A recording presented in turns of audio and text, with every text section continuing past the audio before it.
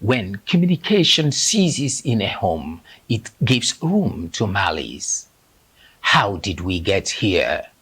The major persons that malice could cause issues within the home should be that of the father and the mother. And this is actually caused by mainly the persons keeping things away from themselves, especially women. When a man does something and doesn't bring the woman in, the woman does things and doesn't bring the man in, the woman in little ways feels the husband is not living up to expectations. She begins to stay away, doesn't talk to her husband, and that begins to cause space between them. When one is being offended or one is being taken for granted, that could, cause somebody to resolve to keeping malice, especially when you trust somebody so much, and then at the end of the day, the person betrays you, people are not taking up their responsibility, it could cause you to keep malice. Cultural complexity is a factor of concern. How does this affect the harmony of the home? When a woman is born, there are so many rules. You are just expected to see her and not hear her. And then this goes on till she gets married. She is offended at her husband. He has done things over and over again that she's offended at. The society, the culture we find ourselves in expects her to keep short. Even when she now even complains to her parents, they're like, he's your husband.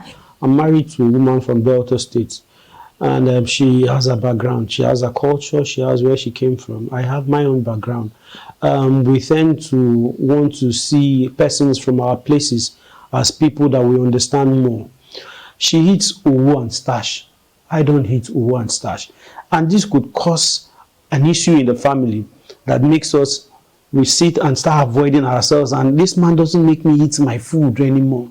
So those are the cultural, ethnic background that comes into a family that could cause this hatred inside of us that we see as malice. Finance lubricates the smooth running of the home. But what about unequal financial contributions?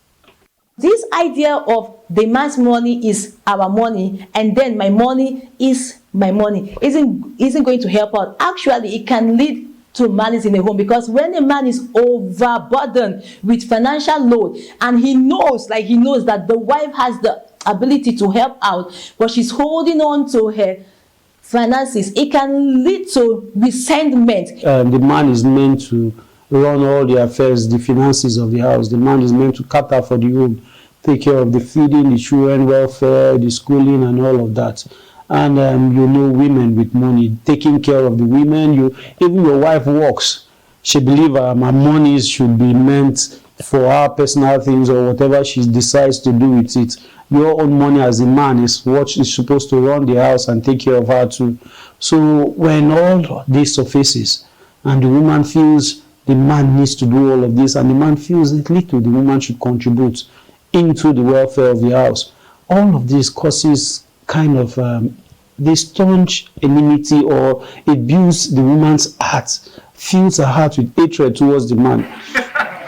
What is the way forward for a happy home? Imagine two people staying together and they are keeping, one person is keeping malice, and you, the other person, you've not tried to, put in any effort to even ask questions. What have I done? And communicate properly. To me, the way forward, I believe, is opening up to each other. Always try to sit down and hear yourselves out. Leave whatever you have seen being done by your father or your mother or your grandparents, or you are building your home, and you should be able to build your home on your own laws. So both husband and wife should be able to sit down and come up with financial laws to help them run their homes.